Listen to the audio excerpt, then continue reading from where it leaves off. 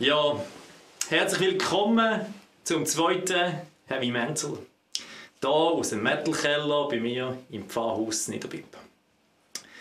Es geht um Begegnung heute Abend. So, jetzt seht ihr mich auch. Genau, das ist mein Fehler. Also, es geht um Begegnung, wie wir haben nämlich gesehen. Genau. Begegnung schaffen zwischen profilierten Leuten aus der Szene, mit ihnen ins Gespräch kommen über ihre Kunst, ihr Leben, ihren Glauben. Reflecting the Art of Metal. Das machen wir heute Abend.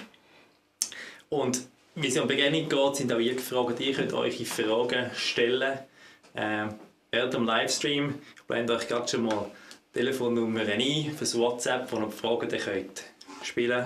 So, jetzt. Ich bin irgendwie noch nicht so ganz parat, aber das kommt alles noch. Es ist eigentlich gar nicht so entscheidend, was ich sage. Es geht darum, was der Silas und der Angelo miteinander diskutieren. Und in dem Sinne würde ich sagen, los, schön seid ihr da.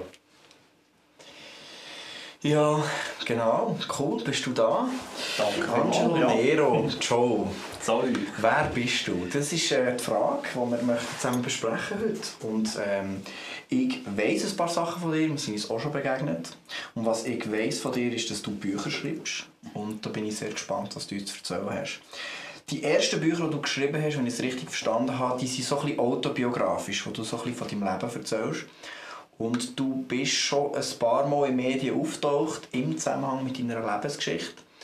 Und ich weiss nicht genau, wer von den Zuschauern das gesehen hat oder so, aber es wäre cool, wenn du dich ein bisschen vorstellen würdest. Wer bist du und warum hat es Medieninteresse zu dir plötzlich gegeben? Genau, also ich bin Angelo Nero, ich bin 36 Jahre alt und aufgewachsen bin ich in Richterswil in einem christlichen Elternhaus. Also so eigentlich eine ganz normale Kindheit gehabt, mit Sonntagsschule und wie man es halt so kennt. Und bei mir war es dann so, dass ich da aufgrund von verschiedensten Ereignissen und Einflüssen habe ich mich komplett von Gott abgewendet, habe mich dem Satanismus zugewendet und bin dann eigentlich rund 10 Jahre lang praktizierender Satanist gewesen, bis ich dann wieder auf den rechten Weg zurückgefunden habe und Gott mich aus dem Sumpf rausgeholt hat. Und ich denke, das ist so ein bisschen die Geschichte, ja, wo so ein bisschen das Medieninteresse ein bisschen. Und das hast du eben in einem Buch «Der Teufel war mein Freund» heisst das, richtig, oder? Genau, ja. Und dort kann man das nachlesen. Genau. Also «Der Teufel war mein Freund», das ist meine Biografie, die effektiv von Anfang an eigentlich beschreibt, was hat mich dazu veranlasst, warum ich mich überhaupt für den Satanismus angefangen zu interessieren, wieso ich überhaupt da reingekommen bin, was hat es vor allem dann innerlich mit mir gemacht und wie bin ich aus dem Ganzen wieder rausgekommen. Genau.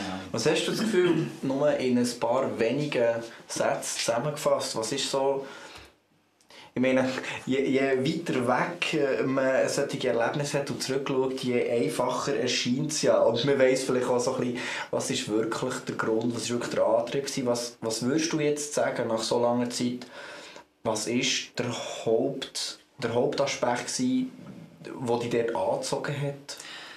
Bei mir war es so, dass ich gerade in der Schule sehr viel Mobbing erlebt habe. Und ja, so wie ich es halt in der Sonntagsschule von meinen Eltern gelernt habe, habe ich gebetet, habe Gott um Hilfe gebeten und es ist keine Hilfe gekommen. Einmal nicht auf die Art und Weise, wie ich es erwartet habe. Und meine Schwester ist dann krank geworden an Lungenkrebs und ist dann auch gestorben, obwohl wir gebetet haben. Und Gott hat dann dort nicht eingegriffen und sie ist gestorben. Oder hat eben nicht eingegriffen, nicht auf die Art und Weise, wie ich es erwartet habe. Und auf einen Satz abzubrechen, würde ich sagen, ich hatte falsche Erwartungen gehabt. Oder meine Erwartungen sind enttäuscht worden. Enttäuschung, ich war enttäuscht von Gott. Ich hatte das Gefühl gehabt, ja Gott, wo bist du da überhaupt? Und habe einfach das Gefühl gehabt, ich bin ihm sowas von egal. Und ich glaube, das war dann so ein bisschen der Grund, wieso ich einfach wirklich gefunden habe, weißt du was. Aber du hast dann nicht gesagt, in diesem Fall gibt es keinen Gott, sondern in diesem Fall ist Gott böse. Oder? Ich würde nicht mal sagen, Gott ist böse. Also, es war für mich immer klar, Gott existiert. Ja, es war für mich nie eine Frage, ob es einen Gott gibt oder nicht. Sondern ich habe einfach das Gefühl, Gott interessiert sich nicht für mich. Ich habe das Gefühl, ja, ich bin Gott schlichtweg egal.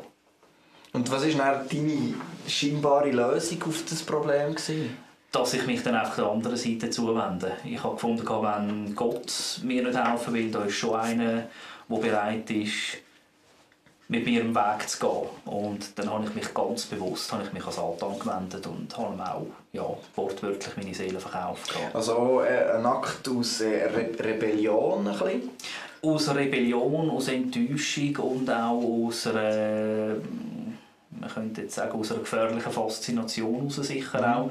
Also ich habe als Kind schon ich habe sehr viel gelesen, weil ich halt eben nicht so wahnsinnig viele Kollegen hatte. Und ich würde jetzt mal sagen, heute so rückblickend, ich habe Bücher gelesen, die definitiv nicht für mein Alter bestimmt waren. So ein bisschen mit 10 habe ich Stephen King und H.P. Lovecraft gelesen. Ich war dort definitiv Nation gewesen. Und ich denke, das hat gerade in mir so ein bisschen auch eine falsche Faszination geweckt. Und auch die Faszination fürs Böse ist schon sehr früh gekommen. Halt auch wieder aufgrund von dem Mobbing habe ich so ein bisschen den Eindruck, dass gerade so als ich Kind war, ist zum Beispiel der König der Löwen sehr aktuell gewesen. Und da gibt es den bösen Loi, den Scar. Ja, genau. Genau.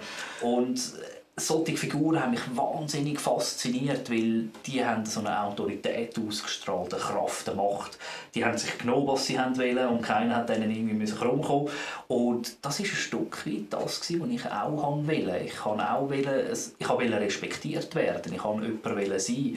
Und dann ist dann eben so die Faszination für das Böse auch entstanden, in Kombination eben mit ein bisschen falscher Literatur zur falschen Zeit. Und dann ist die Faszination für das Übernatürliche entstanden, und ich einfach gefunden, ich probiere das halt mal ein bisschen aus. Ja. Also wir sind ja da so ein bisschen unter dem Begriff Heavy Mental, und Heavy Metal klingt ja dort an. Und ich habe das Gefühl, viele von den Sachen, die du jetzt beschrieben hast, also die Gefühle, irgendwo so ein bisschen Frustration und mal so ein bisschen und die Faszination eben für das Dunkle, für das Düstere, für das Böse, ist ja etwas, wo ich mir gut vorstellen kann, dass für viele Leute ist das so eine Assoziation, die man mit Heavy Metal haben kann, oder? Auch die Art, wie Metal zum Teil daherkommt. Du hast ein paar Songs mitgebracht, und ein Stück hast du mir erzählt, das passt so ein bisschen zu dem Erleben, von dem Abwenden von Gott. Was ist das für ein Stück? Das Stück ist von, ich hoffe, ich spreche es richtig aus, Amon Amarth. Ja, genau. Where is your God? Und das ist schon eben so rein vom Text her, also es ist recht, man könnte jetzt sagen, so vom Song her ein aggressives Lied. Und das ist wirklich so auch die Frage, die ich mir immer gestellt habe: hey, Gott, wo bist du? Wo bist du? Lass mich einfach ein, interessierst du dich überhaupt für mich? Und dann so ein bisschen die böse Stimme im Hinterkopf, ja, wo ist dein Gott? Interessiert er sich überhaupt für dich? Nein, das macht er nicht. Und das Lied, das tut für mich das so ein bisschen, also als ich das erste Mal gehört habe, habe ich so einen einen kalten Schauer auf den Rücken, weil es hat mich wirklich so ein bisschen, ja, recht an das erinnert, so ein bisschen zu mir gesprochen hat. Ja. Also, hören wir uns ein Stück an, Amon Amarth.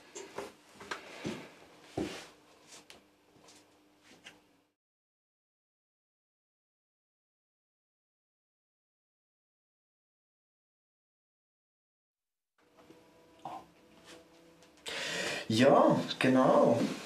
Jetzt hast du vorher erzählt von diesen Büchern, die dich als Jugendliche inspiriert haben. Vielleicht nicht immer positiv inspiriert. Jetzt machst du selber Literatur. Wir haben eines von diesen Büchern da, und das heisst «Feuer und Finsternis im Reich des Todes». Also schon nur, wenn ich den Namen höre, dann ja, ist spannend. Wie kommt man dazu, selber so etwas zu schreiben? Auch wenn du sagst, du hast eigentlich nicht nur Positives erlebt. Also es ist tatsächlich so, also es kommt recht düster daher. Es ist auch Dark Fantasy, also das ist nicht irgendwie als gute Nachtgeschichte gedacht oder so. Und die Inspiration zum selber so etwas schreiben, es war eigentlich so ein bisschen das gewesen, wo ich schreibe das, was ich gerne lesen würde. Oder halt eben auch, was ich vielleicht als Kind gerne gelesen hätte. Einfach mit dem Anspruch, dass da eben doch noch eine gute Botschaft drin steckt. Wobei ich sage jetzt auch, eben auch bei diesen Büchern, die ich früher gelesen habe, also eigentlich hat auch dort eine gute Botschaft drin gesteckt. In der Regel hat es Gute gewonnen. Und, also von dem her, ich denke, ja, aber die Faszination für das Böse war halt einfach grösser bei mir zu dieser Zeit. Und wie hat das Gute in deinem Leben gewonnen, oder? Weil wir haben eben vorhin darüber geredet, was du für eine Abwärtsspirale hast. Aber was hat dir geholfen, dass das gekehrt hat? Also tragischerweise habe ich eigentlich ganz am Boden unten ankommen. Also es ist jetzt nicht so gewesen, dass ich auf dem Weg durchab irgendwie aufgehalten worden wäre oder so, sondern ich bin eigentlich ziemlich runter.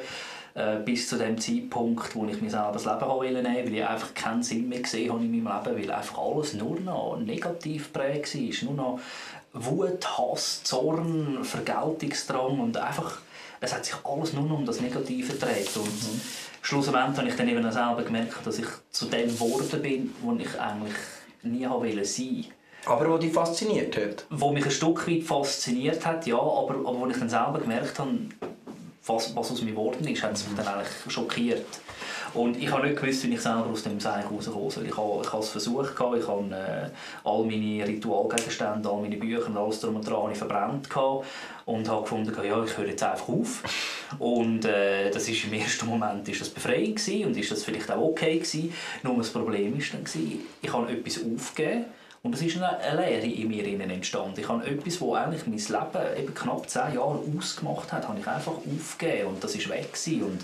Und ich bin wieder der Niemand von voran, ich war einfach wieder das kleine Nichts. So ein bisschen böse ausgedrückt. Und ich habe dann mit dem ganzen Mist wieder angefangen. Ich bin wieder tiefer reingerutscht als voran, eben bis zu dem Zeitpunkt, wo ich mich selber im Spiegel gesehen habe und musste sagen, hey, nein, was ist eigentlich aus dir geworden? Hat dein Leben überhaupt noch einen Sinn?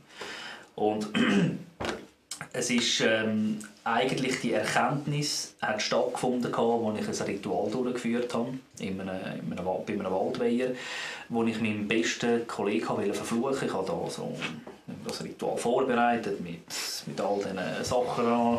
Und während dem Ritual ist mir wie bewusst worden, was ich da mache. Ich habe mein bester Freund, eigentlich die einzige Person von meinem Kollegenkreis, wo wirklich immer aufrichtig war zu mir und einmal konnte sagen, hey, es ist falsch, was du machst, wollte ich verfluchen. Und wo mir bewusst wurde, was ich da mache, wollte ich das Ritual abbrechen. Und dann habe ich gemerkt, wie sich auf einmal das ganze Negative, wenn du so willst, die negative Energien, die ich aufbeschworen habe, wie sich die anfangen gegen mich richten. Und dort ist mir bewusst worden, eben der Teufel ist alles andere als mein Freund. Und schlussendlich macht er mich kaputt.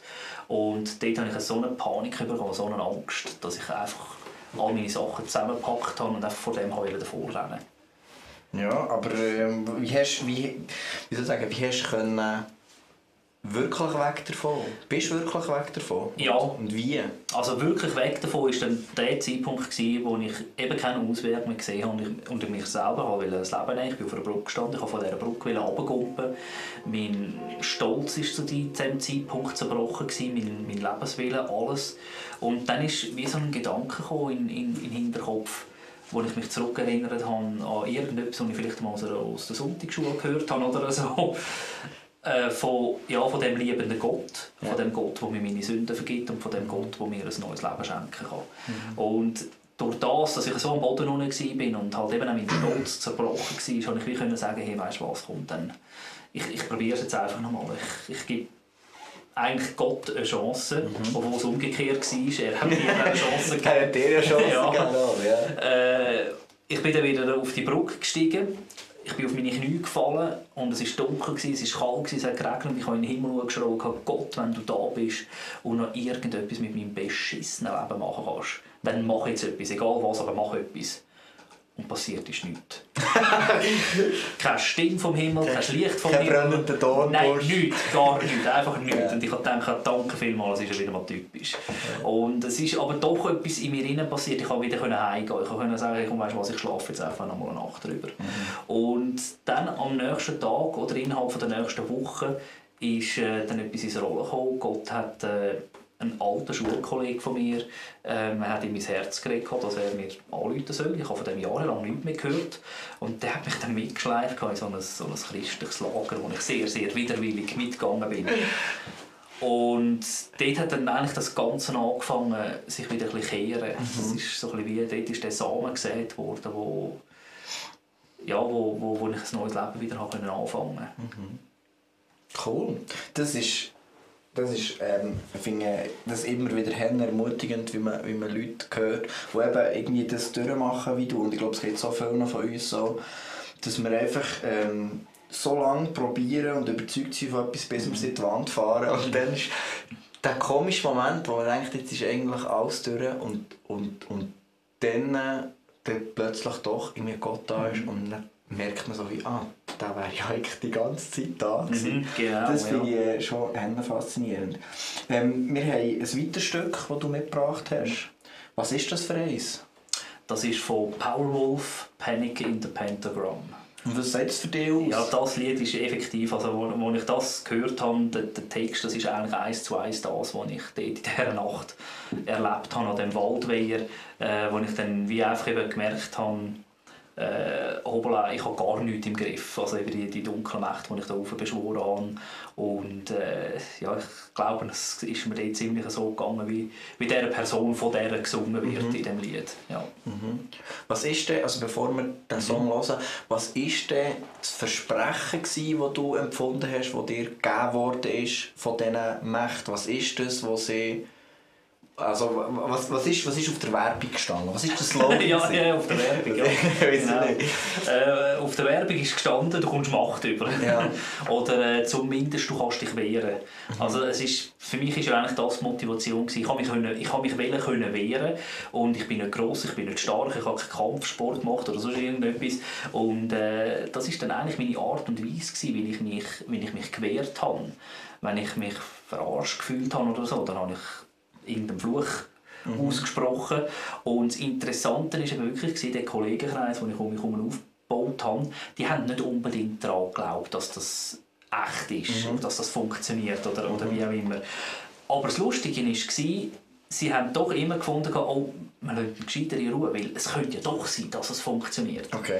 Und das war eigentlich so das, was ich bekommen habe, einen gewissen Respekt und vor allem einfach eben, ich habe für mich selber den Eindruck gehabt, wenn mir einer herumkommt, habe ich ein Mittel in der Hand, mit dem kann ich Vergeltung üben. Und dann merkst du plötzlich, dass du in dieser Gleichung gar nicht der bist, der den Hebel hockt, sondern dass du eigentlich, ja... Einerseits das und andererseits vor allem eben einfach, das ist das Einzige gewesen, was noch in meinem Leben irgendwie präsent war. Es war alles eben nur das Negative gewesen, der Hass, der Frust, der Vergeltungsdrang.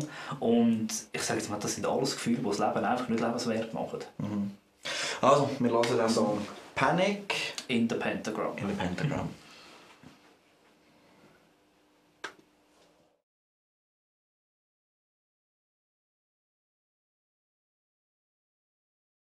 Ja, genau. Ist das der Paradigmawechsel von was ist eigentlich das, was ich möchte, wo ich hergehe, wo ich mich herbewege, wo du gemerkt hast, es funktioniert nicht und dann hast du einen anderen Weg eingeschlagen. Was hat der neue Weg eingeschlagen? Was hat das mit «Ich probiere es nochmal mit Gott»? Was hätte das bewirkt? Was ist dort das Zentrale gewesen? Also das Verrückte ist eigentlich, wenn du es genau nimmst, ich habe eigentlich genau das bekommen, was ich ja wollte, was auf dieser Werbung gestanden ist, wenn du so willst. Nur habe ich dann feststellen, dass das einfach das Leben nicht lebenswert macht. Also wenn sich alles nur um negative Gefühle dreht und so, dann ist das Leben effektiv nicht lebenswert. Und das habe ich festgestellt, habe das erfahren und ja, und dann halt eben einfach der liebende Gott, wo ich halt wirklich erfahren, dass ich mit all dem Mist, den ich gemacht habe, egal was ich gemacht habe, ich konnte zu Gott gehen und dürfen in Anspruch nehmen, dass Jesus Christus auch für meine Sünden und für alles, was ich gemacht habe, am Kreuz gestorben ist. Und als ich das annehmen und feststellen, dass Gott eben wirklich ein liebender Gott ist, dann hat das in meinem Leben einen ganz anderen Sinn gegeben. Und auch ich kann dann lernen, wie es ist, zu vergeben. Also das ist dann eigentlich, bei mir ist es dann wirklich so gewesen, ich habe eigentlich dann wie auch, jetzt nicht nur was den Glauben angeht, eine 180-Grad-Kehrung gemacht von Satanismus zu Christ, sondern auch von Vergeltung zu Vergebung. Und das ist dann das gewesen, was mein Leben auf einmal lebenswert gemacht hat. Hat es denn Momente gegeben, wo du das Alte zurückgewünscht hast? Hat es Momente gegeben und wie bist du mit dem umgegangen? Ja, also es ist schon so, also es ist, vor allem am Anfang, es ist nicht immer einfach gewesen. Also es ist nicht so gewesen, dass dann einfach alles Friede, Freude, Eierkuchen war, sondern es ist auch so ein bisschen, ich musste wachsen natürlich und es hat auch eine Entwicklung gebraucht und alles. Und ja, logisch hatte ich dann auch wieder so ein bisschen Frustration gehabt, auch wenn ich mich von irgendjemandem falsch behandelt gefühlt habe. Dann habe ich habe keine Waffe mehr in der Hand gehabt. Ich habe nur noch leere Hände gehabt und ich habe nicht mehr gewusst, ja, wie kann ich das dem jetzt zurückzahlen? Also das ist eigentlich der springende Punkt gewesen. Und dann habe ich merken, hey, nein, Moment, du musst das dem nicht zurückzahlen, du musst es dem vergeben. Also du musst dich gar nicht darum kümmern, dass du Vergeltung suchst, sondern ich konnte es Gott herlegen. Ich durfte lernen, einfach Situationen, in denen ich mich ungerecht behandelt fühle, dass ich das Gott herlegen und konnte sagen, hey, mach du. Und ich habe für mich einfach die Entscheidung getroffen und ich vergebe jetzt dieser Person. Und natürlich, das ist dann auch das Gefühl in mir hat natürlich nicht immer Junge, kann man jetzt vergeben. Ja, richtig, genau. Innerlich habe ich dann gleich manchmal gedacht, hoffentlich. Aber doch, das ist auch wie so ein Prozess gewesen. Es ist mir eigentlich erstaunlich, mit jedem Mal ist es mir leichter gefallen.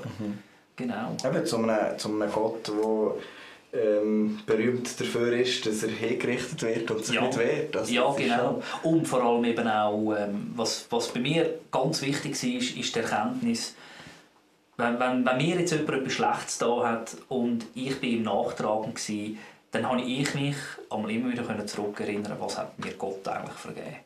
Also, ja, okay. Dann konnte ich feststellen, also das Päckchen, das ich ihm vor das Kreuz gelegt habe, ist einiges grösser als jetzt einfach nur das kleine Vergehen, sage ich jetzt einmal, das die Person mir gegenüber angetan hat. Und das war auch so ein bisschen wie ein Dings gewesen, so eine Einsicht, die ich hatte, dass ich halt einfach sagen musste, hey, nein, weißt du was, das ist jetzt effektiv nicht wert. Im Gegensatz zu all dem, was mir Gott vergeben hat, da mache ich jetzt kein Büro mehr auf. Das ist eine coole Geschichte, finde ich wirklich sehr, sehr inspirierend.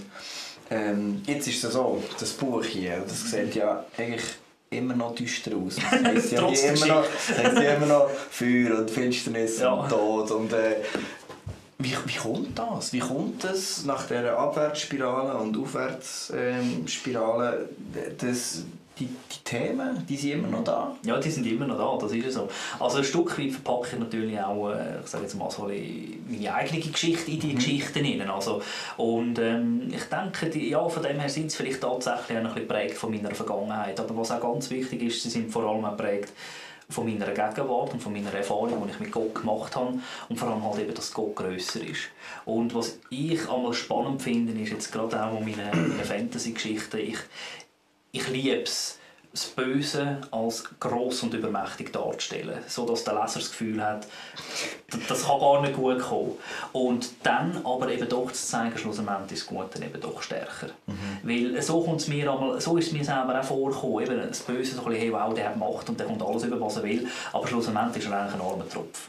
Und ich glaube, das ist auch so verkauft sich der Teufel. Er verkauft sich gross und stark und mächtig, aber eigentlich hat Jesus schlank gewonnen. Also es ist eigentlich Augenwischerei und das versuche ich, das finde ich als faszinierender irgendwie. Und das ist auch ein bisschen dann wieder das Licht, das ich in meine Dark Fantasy Geschichten hinein tue, dass eben das Gute schlussendlich triumphiert und eben doch stärker ist. Und wie gewinnt es? Auf welche Art gewinnt es? Es gewinnt vielleicht eben nicht immer auf die Art und Weise, wie man sich das vorstellt, nicht mit Pauken und Trompeten, sondern je nachdem auf eine ganz subtile Art und Weise. Also, es muss dann nicht einmal so sein, dass der Held am Schluss übermächtig ist und das Böse besiegt, sondern dass der Held vielleicht eben auch durch eine Einsicht eigentlich merkt, ich bin eigentlich klein und schlussendlich kann ich das Böse in dieser Welt gar nicht machen und das halt auch Gott herleitet. Und dass dann halt durch das Wirken von, ich sage jetzt mal, durch eine göttliche Fügung das Gute dann eben gönnt. Oder es muss nicht einmal so sein, dass am Ende von einem Band das Gute gönnt, sondern halt erst ganz weil eben das Leben manchmal... Richtig, genau. Es ist, ja, richtig, genau. Und es ist halt auch bei uns so, solange wir auf dieser Welt sind, ja. Das finde ich einen spannenden Aspekt, weil wir es schon ein paar Mal überlegt, bei all diesen Büchern, die es gibt. Ich meine, es gibt ja 100 Bücher, gerade im Fantasy-Bereich, wo ja einfach Kampf gut gegen böse, und da könnte man jetzt als Christ denken, ja, das ist ja unsere Botschaft, wir sind ja für das Gute, und das Gute hat gewonnen, also ist ja jedes Buch eigentlich. Und gleich ist es ja wie noch etwas anderes, was du beschreibst, weil wenn ich es richtig verstanden habe, beschreibst du eigentlich das theologische Konzept von der Gnade, oder? Du schreibst ja, dass schlussendlich Gottes Eingreifen die Änderung ist und nicht, ich habe halt so lange trainiert, bis ich... Und, so, und ich meine, so bei klassischer Literatur gibt es ja den Helden, die Heldenreise, oder? Wo gibt es eine Botschaft, es gibt übrigens eine andere Welt oder was auch immer, und er findet man irgendwo sie Jedi-Onkel oder irgendwie, keine Ahnung, irgendein Zauberer oder etwas beibringt oder keine Ahnung, es ist ja immer das Gleiche. Und er trainiert man und er kämpft man irgendwie gegen seinen Vater oder gegen seinen eigenen Schatten oder irgendetwas und er gewinnt man und dann kommt man irgendwie zurück. Und das ist ja das, was man in der Welt kennt, oder? Und ich habe mich schon immer gefragt, wie würde das mit der Gnade aussehen? Wie würde eine Geschichte sein, wo nicht einfach der Held, weil er jetzt halt genug lang gekämpft hat, gewinnt, sondern wo es vielleicht gar nicht selbst verdient ist und so. Ja. Also, ja, genau. Ja. Das finde ich schon ein spannendes Prinzip so.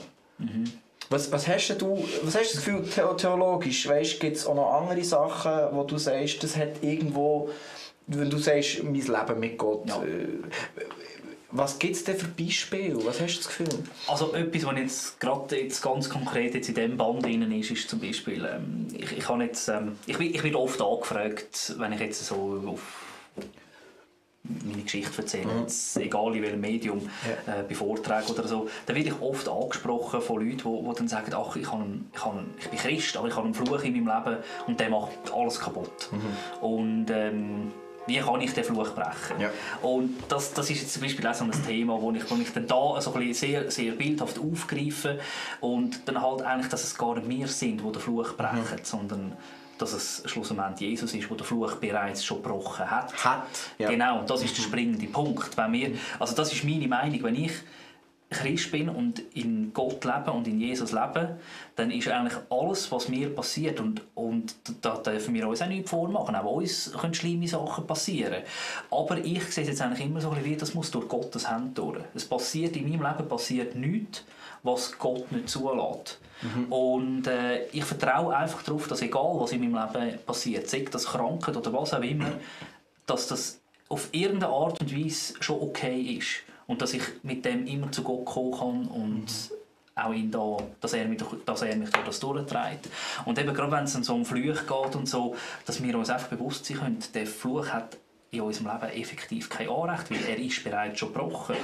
Wie kommt man denn zu dieser Erkenntnis, dass er schon gebrochen ist, und wie kann man dann wie in die neue Realität hineinkommen, wo ich nicht nur weiss, sondern auch wo ich real spüre, dass er nicht mehr da ist. Wie geht das? Also ich glaube, eben das Problem bei dieser Situation ist, wenn ich davon überzeugt bin, ich bin verflucht, dann bin ich es auch.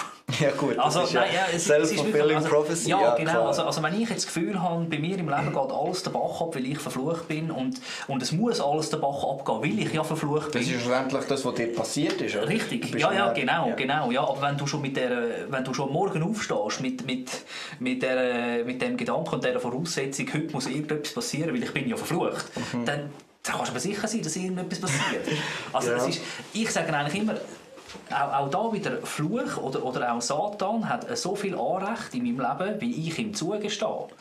Und wenn ich das Gefühl habe, ich bin verflucht, dann bin ich es auch. Aber wenn ich weiss, ich bin wiedergeboren und Jesus ist an meiner Seite und Jesus sorgt für mich und ist mit mir und ich vertraue auf das, dann kann ich ganz anders an die Herausforderungen von diesem Tag hergehen. Da kann ich vielleicht etwas Negatives, was mir passiert, sehe ich dann nicht mehr auf einmal einfach nur als einen Fluch, der mir passiert, sondern dann sehe ich das vielleicht als einfach eine Herausforderung, die ich geprüft wird. Also auch dort wieder einfach eine Perspektive. Ja, richtig, genau, Perspektiven ändern. Ja, genau. Ja. Also ich finde das wirklich spannend, eben ein düsteres Buch mit... wir werden auch noch ein bisschen inhaltlich, hoffentlich noch ein bisschen darüber reden, wo man jetzt so nicht würde erwarten, dass sich der Autor mit solchen Themen beschäftigt, weil es doch eben sehr düster ist. warum? Warum nicht? Also, was ist die Faszination, nachdem wie an diesen dunklen Orten warst, zu sagen, ich will von diesen dunklen Orten erzählen? Was ist, oder du hättest schon sagen, wie das ist alles hinter mir und jetzt, keine Ahnung, lege ich nur noch fröhliche Kleider an, also mit Farben und lustig und ich tue auch meine CDs vorgehen, wo böse Musik ist und ich tue nur noch lächeln. Warum nicht? Also das Lustige ist jetzt eigentlich, das habe ich tatsächlich gemacht. Okay, das wird mir wohl erzählen. Es ist tatsächlich so gewesen, dass nachdem ich eigentlich ein neues Leben angefangen habe, nachdem ich mich bekehrt habe, da habe ich ein Jahr lang nur noch weiss angelegt. Nice. Ich habe nur noch weisse Hosen, weisses T-Shirt. Ich bin nur noch weiss umeinander gelaufen und ich habe nur noch Worship-Musik gehört. Ich habe kein Metal mehr gehört, gar nichts mehr. Und Bücher nur noch Höchstgeist, also das Hardcore-Programm, wenn du so willst. Und für mich war es auch wichtig, die Zeit, weil diese Zeit habe ich gebraucht, um einen ganz klaren Cut zu machen mit meiner Vergangenheit, um mich emotional von meiner Vergangenheit zu lösen. Und wo das Jahr dann rum war, dann konnte ich wieder Metal-Musik hören, ohne dass ich mich emotional in die Vergangenheit gefühlt habe. Also es ist wie einfach so ein bisschen, ich habe wirklich einfach einen ganz klaren Cut gebraucht, um mit meiner Vergangenheit abschliessen. Und heute, ich höre so ziemlich alles. Also ausser wenn ich wirklich gerade weiss, das ist jetzt wirklich böse Metal, dann das lasse ich auf der Seite, weil da finde ich dann einfach, das muss nicht sein. Ja. Aber auch da sage ich mir, auch wenn ich das hören würde, es würde mir nicht schaden. Weil ich weiss, ich stehe unter dem Schutz von Gott. Aber ich muss es mir nicht bewusst antun. Okay. Und eben wieder auf die Frage zurückkommen, wieso so düster. Das Interessante ist eigentlich, eine Kerze leuchtet am hellsten, wenn es dunkel ist. Und auch da, eben gerade wieder das, ich versuche das Böse so ein bisschen gross aufzubauen, damit nachher am Schluss eigentlich das Gute als grösser führen geht. Genau. Ja. Und ja, ich glaube, ich habe da irgendwo ein Zitat drauf. Ja, genau. Ich finde es jetzt gerade passend. Ist jetzt ein bisschen spontan. Jetzt noch eine kleine Lesung? Ja, also eine kleine Lesung. Es sind 2 Sätze. Selbst das kleinste Licht vermag die schwärzeste Finsternis zu verdrängen. Und wenn dieses Licht ein Funke sein soll, dann muss die Finsternis eben brennen. Oh. Also es ist... Ja, okay. Genau. Und das ist dann eigentlich eben das, was ich so ein bisschen versuche, auch, ja, dann zünden wir die Finsternis halt einfach an. Ja, spannend. Du hast vorhin gesagt, eben von nicht Metal hören. Was hat denn in dieser ganzen Geschichte der Metal für eine Rolle oder für Rollen gehabt? Also früher oder jetzt? Grundsätzlich von dieser ganzen Geschichte? Okay, also früher war es effektiv so gewesen, dort hat es einfach böse Musik müssen sein. Okay. Also es ist, ich glaube, ich bin wirklich so, bin ich ein bisschen zum Metal gekommen, einfach das Aggressive, das Böse, das Düstere und dann noch die Texte und so.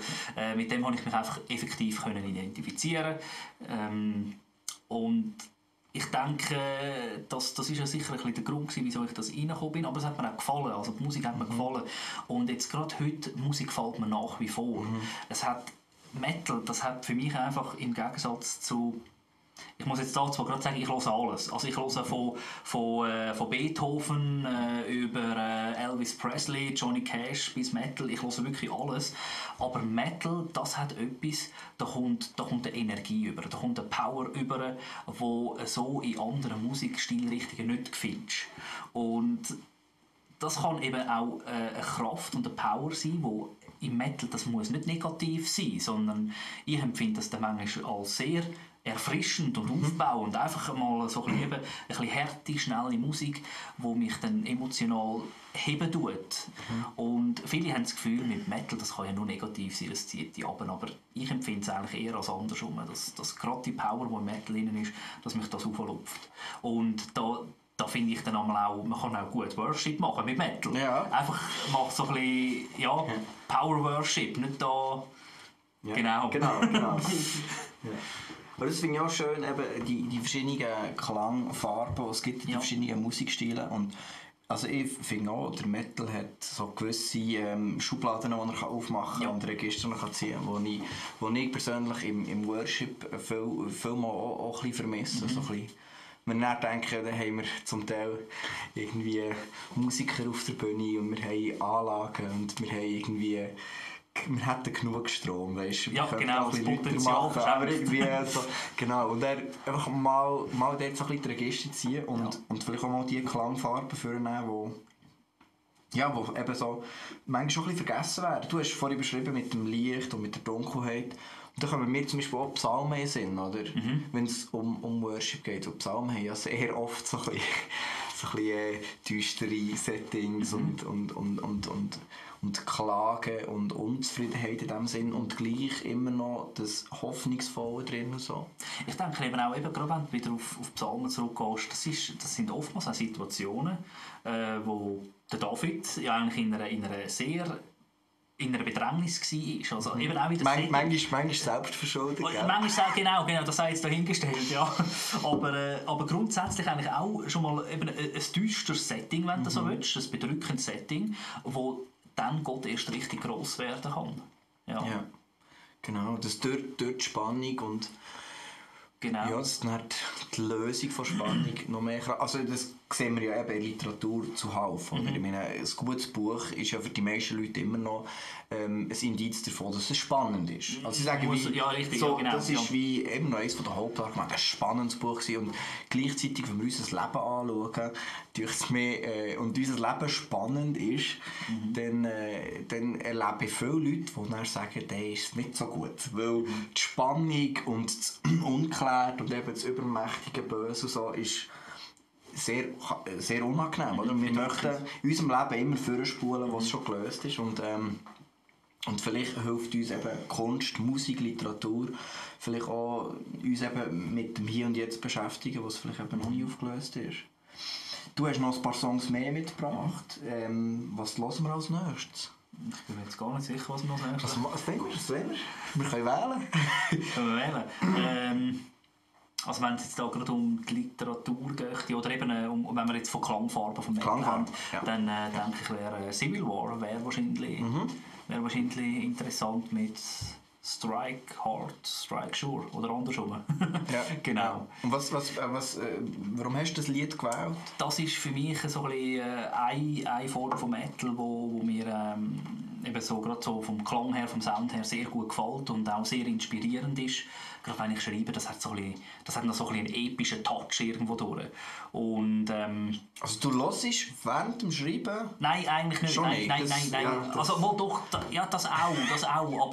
Aber dort achte ich dann wahrscheinlich schon weniger auf die Musik. Also, es ist dann mehr, wenn ich ein Lied höre und vor allem wenn ich es das erste Mal höre, je nachdem packt mich das enorm und dann produziert das einen Film in meinem Kopf, der dann nachher irgendwie zu einer Geschichte führt. Genau. Aber jetzt eben gerade so bei Metal mit Klangfarben und so, da finde ich jetzt da gerade Civil War, das ist eben so ein Metal, wo dich rauflupft und wo der Power gibt. Ja. Also, wir hören Civil War.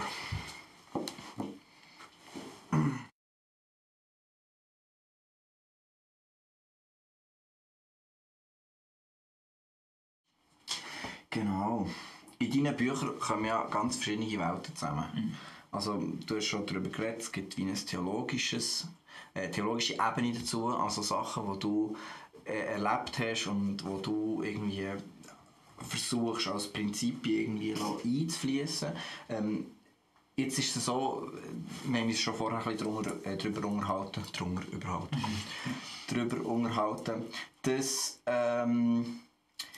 dass du ja eine historische Ebene hast, dass du eine mythologische Ebene hast und eben die theologische und dass es irgendwie so ein Zusammenspiel gibt. Wie kann man sich das vorstellen? Hier drauf hat es 2 Figuren, kannst du genau sagen, wer das ist? Ja, ist jetzt eigentlich gerade gut. Also, da haben wir den Vlad, der dritte Dracul, oder besser bekannt als Dracula heutzutage. Und er repräsentiert, kann man jetzt eigentlich so ein bisschen sagen, die historische Ebene. Er ist eine historische Figur und auch die ganze Geschichte spielt in einem historischen Rahmen, also im 15. Jahrhundert, mit auch Begebenheiten, die zu dieser Zeit stattgefunden haben. Und gerade am Vlad seine Geschichte wird im ersten Band von Feuer und Finsternis historisch recht akkurat wiedergegeben. Hast du viel Zeit mit Recherchen verbracht? Ja, enorm viel. Also da muss ich sagen, das war eigentlich eines von diesen Büchern, die fast anstrengend waren, eben, um da wirklich recherchieren, vor allem, dass es dann eben auch stimmt. Also, weil ich habe da schon den Anspruch, dass gerade die historischen Fakten, dass das effektiv aufheben. Und auf der anderen Seite haben wir dann den Sariel. Er repräsentiert dann so ein bisschen meine eigene mythologische Ebene. Er ist dann so ein bisschen der Fantasy-Aspekt, den hat es so nicht gegeben. Und er ist der Anführer von einer Bruderschaft, die ihren Sitz auf dem Pilatus in der Schweiz hat. In der Schweiz? In der Schweiz, genau. Also du bringst quasi einen transsilvanischen, was ist das, Rumänien? Ist das Rumänien? Ja, genau. Ein rumänischer Fürst, der so berüchtigt wurde, dass Dutzende von Horrorautoren haben Geschichten geschrieben, bringst du in Zusammenhang mit der Schweiz. Wie? Ja, das ist eine gute Frage. Genau, ist eine gute Frage. Also, wenn man so ein bisschen den historischen Vlad anschaut, der hat eigentlich ein recht tragisches Leben gehabt. Also, er ist, von seinem Vater ist er als Faustpfand an Sultan verkauft worden, könnte man sagen. Weil der Vater der hat eigentlich die Aufgabe gehabt, er hätte das damalige Heilige Römische Reich oder das Christentum gegen das Osmanische Reich verteidigen. Konstantinopel. Richtig, genau. Das war so ein der Dings. Ja. Und er war ihm aber unterlegen, der Vater von ihm, also am Sultan. Und der Sultan hat dann eigentlich sein Land akquiriert, könnte man sagen. Das hat nachher zum Osmanischen Reich gehört. Weil er aber nicht sicher war, ob er ihm auch Treue halten will, hat er dann seine beiden jüngsten Söhne eingefordert. Und die als Faustpfand behalten. Und gerade der Vlad ist ein aufmüpfiger junger Bursch und hat sich dann recht viel zugezogen, also Züchtigung, und offenbar ist er auch vergewaltigt worden, also der hat es nicht schön gehabt dort beim Sultan. Ja. Und ich denke, das ist dann eben auch das gewesen, wo dann halt auch später dazu geführt hat, dass er so vehement und so krass... Hast du ihn als der Pfähler richtig, oder so genau, der Pfähler, ja richtig, also sehr grausam und ich denke, das basiert alles oder das gründet halt alles auf dem, was er in seiner Kindheit erlebt hat. Und es ist dann so gewesen, historisch heisst es oder es ist eigentlich behauptet worden, dass er dann irgendwie aus dieser Gefangenschaft freigekommen ist. Ja.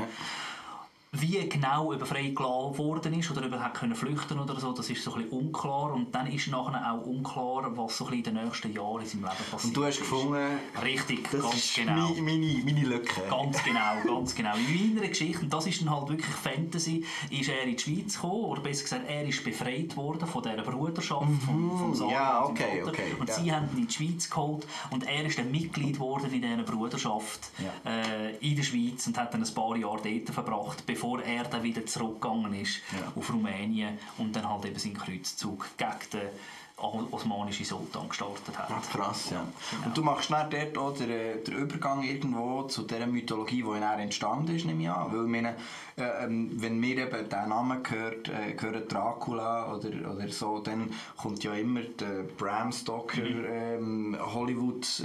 Zwangsläufig. Zwangsläufig, ja. Genau. Wie bist du mit dem umgegangen? Weil du musst dann irgendwo durchmanövrieren und es hat schon so viele Bilder in den Köpfen der Leute. Wie hast du dann Platz gemacht für dein eigenes Bild?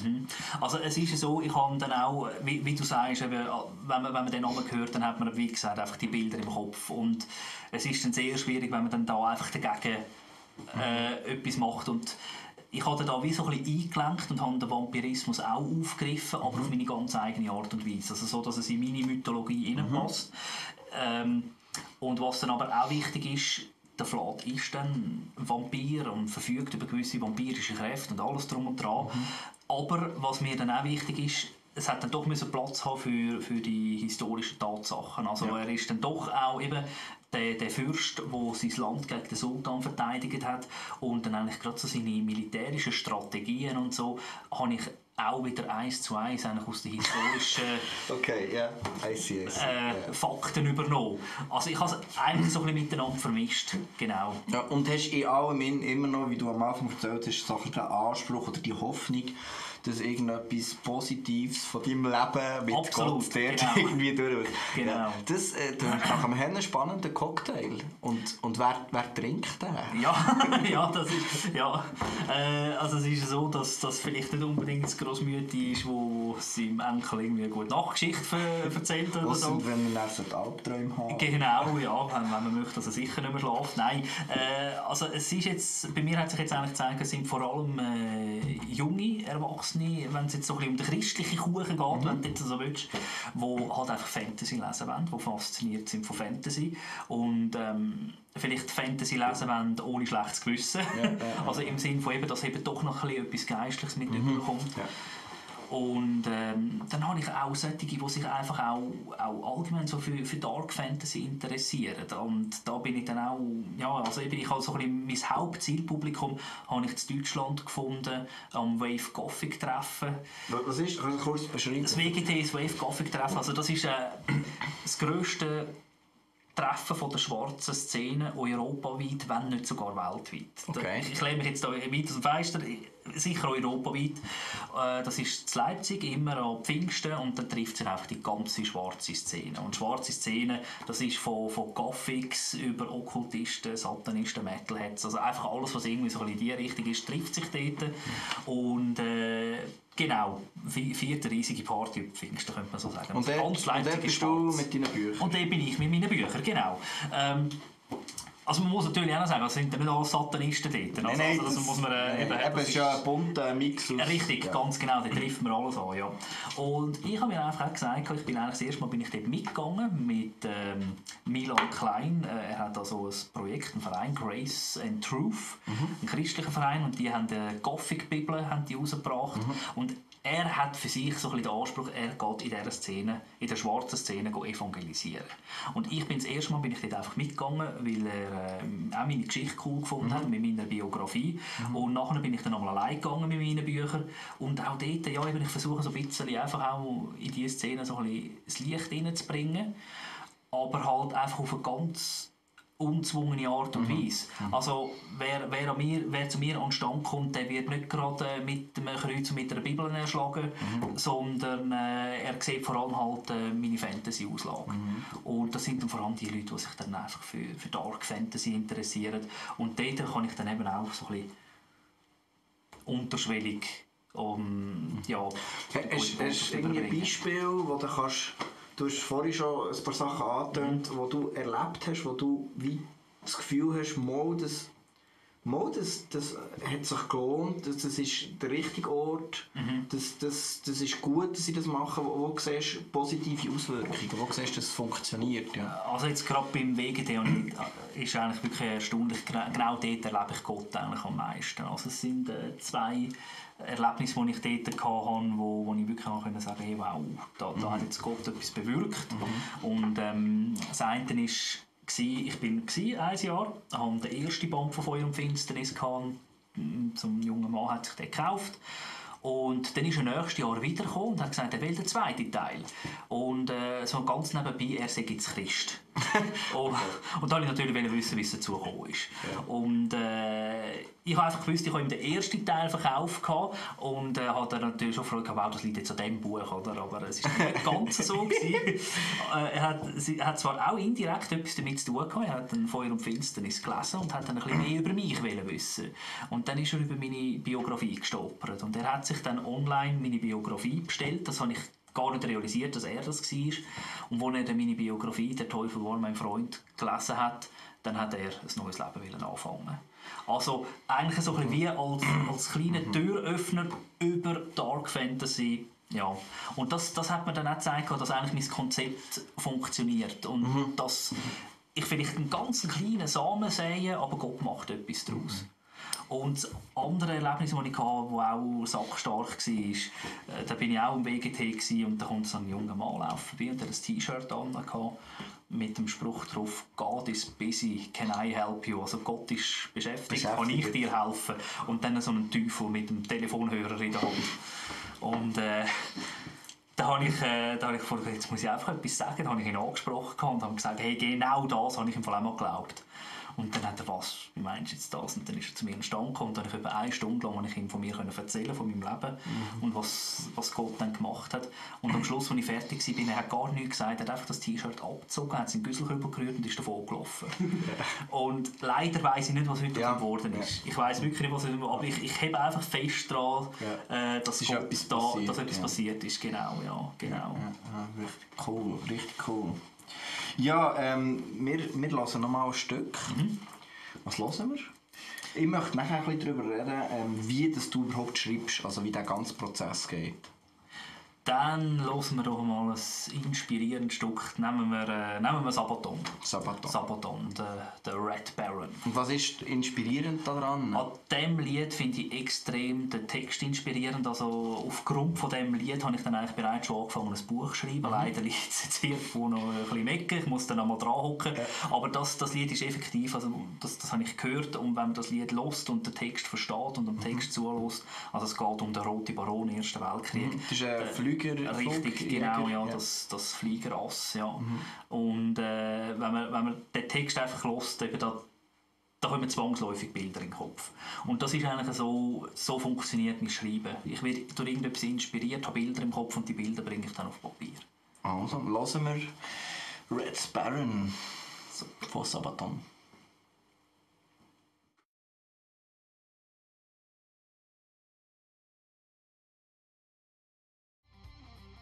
Spannend. Du hast jetzt eben erzählt, welchen Leuten du begegnest mit deiner Kunst, mit deinem Werk.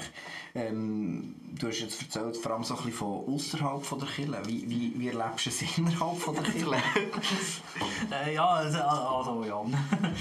Ganz unterschiedlich. Unterschiedlich. Von sehr positiv bis sehr negativ gibt es da alles. Also es ist, wie soll ich sagen, mir ist auch bewusst, dass die Leute skeptisch sind und das soll auch so sein. Also da mache ich niemandem Vorwurf, man soll alles prüfen. Und das ist auch gut so. Und eben, was ich einfach schade finde, ist, wenn man anfängt, etwas verurteilen, einfach nur aufgrund von seinem Erscheinungsbild, ohne dass man es genauer angeschaut hat. Und da denke ich dann einmal schon, also wenn ich dann irgendwie negative Äußerungen höre über meine Bücher, dann frage ich dann einfach mal, ja, hast du schon mal eins gelesen? Und dann so, nein, so etwas will ich nie lesen. Und dann denke ich mir einfach, ja gut, okay, Entschuldigung, aber dann kann ich deinen Einwand nicht ganz ernst nehmen. Ja. Und, also hast du ein Beispiel auch gebracht, wo du gesagt hast, dass eben als Kind gewisse Bücher eben gelesen hast, die zu diesem Zeitpunkt negativ waren, wo du aber zu einem anderen Zeitpunkt, also ich meine, genau. Stephen King, es gibt zum Beispiel Stephen King hat ja auch 100 Sachen, die verfilmt worden sind. Ja. Und eines davon ist zum Beispiel der, wie heisst der, Green Mile. Super, genial. Ja. Also ich habe den Film gesehen und ich bin dort einfach die ganze Zeit irgendwie an Jesus erinnert worden. Brutal, also weißt, irgendwie, genau. Aber zu einem falschen Zeitpunkt kann das schon sehr verheerend sein. Halt. Gut, ich denke, also ich sage jetzt mal, gerade Green Mile ist auch eher eines der harmlosen. Ja, das stimmt, also, das stimmt. Ja, also von dem her, also ich hatte dort schon andere Sachen. Das ist mir klar. Aber ich denke schon, eben, also ich würde jetzt auch meine Bücher würde ich jetzt nicht Kindern empfehlen. Also ganz klar, das sage ich auch junge Erwachsene. Ich sage jetzt mal vielleicht ab 14, 16, so dort drauf. Weil, also ich sage jetzt mal auch meine Ausführungen von der Gewaltausbrüche vom Vlad sind dann sehr explizit. Ja. Also wenn dann einer fällt, dann beschreibe ich, wie der Fall immer... Also, ja gut, das musst du vielleicht gründen. Ja. Oder weißt du, wie ich meine? Also von dem her, das empfehle ich jetzt effektiv nicht für Kinder. Aber das denke ich auch, eben, manchmal kommt es auch ganz darauf an, zu welchem Zeitpunkt wirst du mit was konfrontiert. Und dann wirkt sich das ganz anders aus. Und ich denke, das ist sicher auch eben eine Frage vom Positionieren auch innerhalb von der Kirche, wie viel von diesem Zeug präsentierst und zeigst und wo, wenn es jemand interessiert, kann er ja dort darauf ansprechen. Genau, absolut, ja. Und eben, ich schreibe ja auch noch anders, also ich schreibe ja gerade meine Autobiografien, die sind dann wiederum, bei Christen kommen die jetzt wieder sehr gut an, und dann auch so beim 0815, wo es dann einfach darum geht, wo man auch so ein bisschen seinen Glauben hinterfragt, sich selber ein bisschen mal im Spiegel vorsetzt. Also von dem her, ich biete ja verschiedene Sachen. Ja, das ist so. Wir haben es vorher von den Klangfarben im Metal, wir haben es von der, von all diesen Themen, die vielleicht schwierig sind. Hast du das Gefühl, dass etwas, was in deiner Kunst oder im Metal oder einfach in diesem düsteren Zeug, wo du denkst, das könnte aber auch für die Christen oder für die Kirche könnte es wichtig sein, sich damit zu beschäftigen? Hast du das Gefühl, gibt es so Elemente, wo du das Gefühl hast, das wäre eigentlich noch gut, wenn wir dort als Christen auch ein bisschen mehr uns würden vielleicht auch heranschauen und uns damit beschäftigen? Ja, absolut. Also ich denke jetzt eben gerade so ein bisschen, was mir auffällt, ist, dass gerade in der heutigen Zeit den Teufel gibt es nicht. Und das wird auch in den Kirchen teilweise schon fast ein bisschen so, es gibt keine Dämonen, das gibt es nicht, das ist nur eine Metapher so in dem Sinn. Und da denke ich dann schon auch so ein bisschen, ja, aber haben Sie dann die Bibel mal genauer angeschaut, also haben Sie das mal gelesen, wo ganz also dort, wo Jesus mit einer Metapher redet, zum Beispiel. Ja. Die Wüste, oder? Genau, ja, richtig, genau, ist ja nur ein Gedanke, der ihn dort verführt. Nein, es ist dann, wo ich dann einmal auch finde, hey, sind euch bewusst, dass gibt's, also das Böse gibt es, Satan gibt es, Dämonen gibt es, die andere Seite, die gibt es. Und dass man sich dem schon ein bisschen bewusst ist und das mal ein bisschen genauer anschaut und dass man sich auch bewusst sein muss, dass von dort her auch Angriffe kommen. Aber dann auch wieder nicht in dem Sinn von, dass man den Teufel nachher hinter jedem Ecke sieht und Angst hat, sondern dass wir uns auch bewusst sind, Gott ist grösser und Gott ist mit uns. Aber einfach eben das Bewusstsein, hey, es gibt zwei Seiten, es gibt nicht einfach nur das Schöne. Und der Vorteil davon zu sehen oder auch daran zu denken, dass Sachen, die passieren, vielleicht auch gar nicht eben von Gott sind, sondern eben von der Gegenseite, dass man auch Nein sagen und Stopp sagen kann, dass man das überhaupt merkt. So. Ja, genau.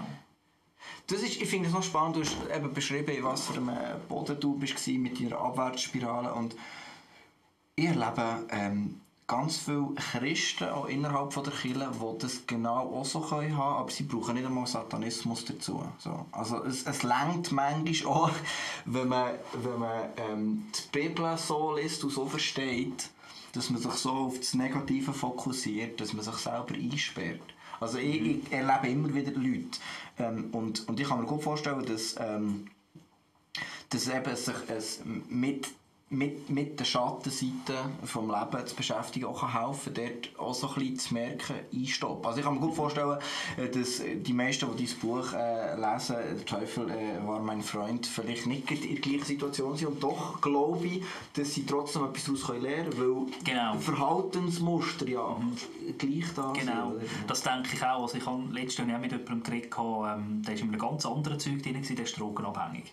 Und auch dort, also, wo ich dann auch gewisse Parallelen gesehen bei mir mit dem Okkultismus, ist es nicht so gewesen, ich habe angefangen mit Karten zu legen, mit etwas harmlosem, sage ich jetzt einmal. Und es ist immer extremer geworden, weil es hat nie gelangt, es hat immer mehr müssen sein, noch extremer und noch extremer, noch extremer. Und ich habe mehr wollen, noch mehr. Es hat einfach nie gelangt und es hat mich immer tiefer runtergezogen. Und als ich mit ihm so geredet habe, hat er gesagt, es sei bei ihm genau gleich gewesen. Er hat mit Kleinem angefangen und es hat immer extremer müssen werden, weil der Kick nie gross genug war.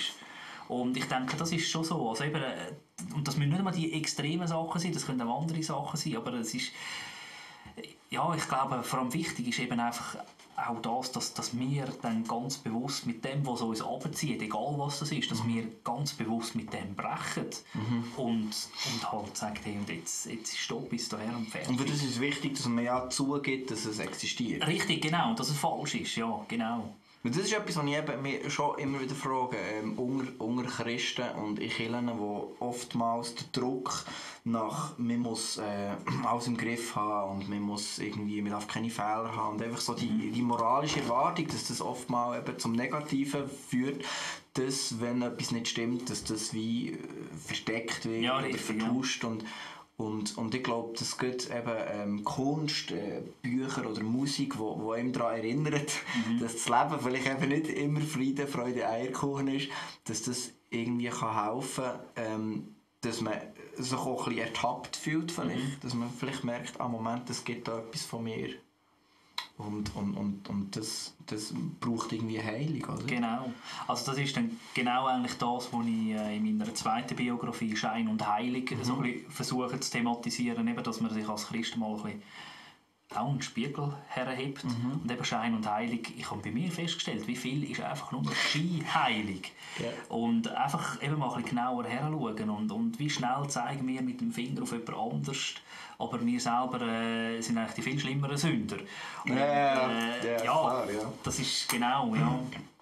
Da denke ich, da ist noch viel Potenzial. Da ist noch viel Potenzial, ja. Und ich finde einfach grundsätzlich eben Umgang mit Kunst und mit Musik finde ich immer sehr gut, weil es auf eine unterhaltsame Art kann wie dich mit Themen beschäftigen. Weißt du, wenn ich zum Beispiel überlege, wenn du in einen Film schaust und du wirst dich nie mit mit diesen Themen auseinandersetzen, aber jetzt kommt es als Film präsentiert, hast du den Film geschaut und dann denkst du darüber nach und du beschäftigst dich mit Sachen, die vielleicht irgendwie gar nicht, sonst irgendwie gar nicht hättest. Ja. Oder? Und ich sehe das eben mit Sachen, die vielleicht anstossend sind oder herausfordernd, provozierend, das sehe ich immer so als Positives. Und ich denke, das ist sicher auch etwas, was bei deinen Sachen stark ist, weil du die eben auch, wie du beschrieben hast, eben mit Szenen beschäftigst aus dem Leben, die eben sehr dramatisch sind, oder? Und doch ist es leider Realität manchmal, oder? Ja. Vielleicht nicht immer für uns, aber es ist aber es gibt es. Es gibt es, genau. Ja, jetzt probiere ich nochmal zurückzukommen auf einen Punkt. Und zwar, wir haben das schon gehabt mit dem Fiktiven, mit dem Historischen, mit dem Mythologischen, mit dem Theologischen, einfach all die Ebenen und so. Wo machst du für dich irgendwo die Grenze zwischen diesen Themen? Weißt, ich kann mir zum Beispiel vorstellen, du hast jetzt mit dem Flad auseinandergesetzt, du hast da so ein bisschen elaboriert, was da alles gibt an Forschung, oder? Und jetzt könnte man ja sagen, aber das könnte man ja jetzt zum Beispiel auch von einem historischen Jesus machen, zum Beispiel, oder? Man könnte jetzt zum Beispiel schauen, was ist dort historisch, und da gibt es sicher Leute, die dann sagen, ja, alles, was er gemacht hat, die Wunder und so, das ist alles nur, das ist Dichtung, das ist Erfindung, oder das wäre jetzt mehr so der fiktive Ding. Was macht es für dich, also, wo holst du die theologische Sicherheit aus, dass das für dich nicht einfach eine Geschichte ist? Wie läuft das? Also bei mir ist es einmal, jetzt eben gerade wenn es ums Theologische geht, da stütze ich mich einfach auf die Bibel. Ja.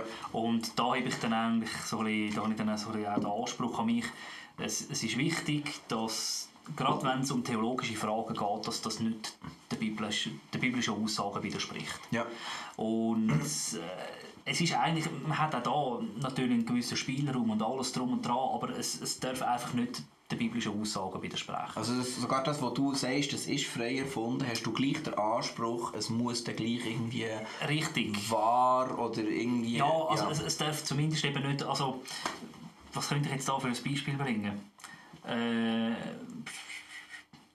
Also wenn ich jetzt zum Beispiel in meiner Geschichte auf einmal damit käme, dass der Teufel als gut dargestellt wird oder so, das wäre jetzt ein absolut No-Go. Also weil das ist einfach falsch, das ist einfach nicht richtig. Und das sind dann so Sachen, oder dass dann auf einmal Dämonen hineinführen die als gut dargestellt werden. Das ist jetzt einfach etwas, wo falsch ist, wo nicht richtig ist. Und das geht in meiner Geschichte absolut nicht. Was aber nicht bedeutet, dass der Protagonist, der ja eigentlich der Held ist und das Gute repräsentiert, dass der keinen Fehler macht. Also auch der kann auf dem falschen Weg sein und sich je nachdem sogar einmal an falschen Mächten bedienen. Dann ist es dann einfach, das ist dann einfach ein menschliches Versagen, sage ich jetzt einmal. Aber wenn es um theologische Fragen geht, dann ist es mir eigentlich wichtig, dass das der Bibel nicht widerspricht. Und für das habe ich dann auch meinen Testleser. Ja, das Samuel Hug. Ja, genau. Ja. Also wenn ihr einen Testleser braucht für ein Fantasy-Buch mit historischem Hintergrund und theologisch korrekten Aussagen, dann meldet euch beim Sam. Auf das trinken wir. Genau, auf ein sehr spezielles Untergenre von Literatur. Genau. Und für dich ist, für dich ist das Jonglieren mit all diesen Welten, also ist das einfacher geworden mit der Zeit, oder? Das war noch nie schwierig. Nein, es ist, wie soll ich sagen, es funktioniert erstaunlicherweise wirklich gut. Also es ist nicht mal so das Problem, weil ich sage jetzt mal gerade auch die Bibel bietet mythologisch sehr viel Faszinierendes. Also wenn die Bibel liest mit ich denke jetzt gerade zum Beispiel an Hiob. Ja. Wenn er da berichtet von den Wundern und von den Schöpfungen von Gott, da kommt der Behemoth und der Leviathan. Ja, genau, da kann ich genau. Und das finde ich schon, das finde ich wahnsinnig faszinierend.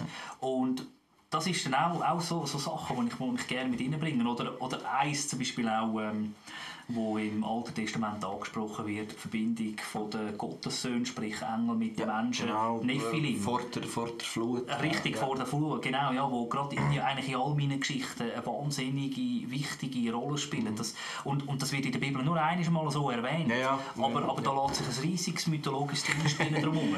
Das ist, und was ich vor allem spannend finde, ist, dass etwas zu vermitteln durch eben erfundene Sachen, finde ich eigentlich, das ist auch sehr etwas Biblisches. Ich denke zum Beispiel, Jesus macht ja Gleichnisse. Ja, richtig. Ja, ich meine, von all diesen Weinbergen, die er da erzählt, auf all diesen Bauern hat es auch keinen einzigen gegeben. Also weißt du, was ich meine?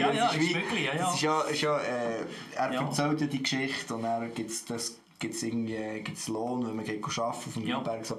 Und das ist ja eine Geschichte, oder? Ja. Und trotzdem ist das die Art, wie er entschieden hat, so tue ich Wahrheiten vermitteln, im Gleichnis. Genau, so verstehen es die Leute. Und ich glaube, das ist eben auch...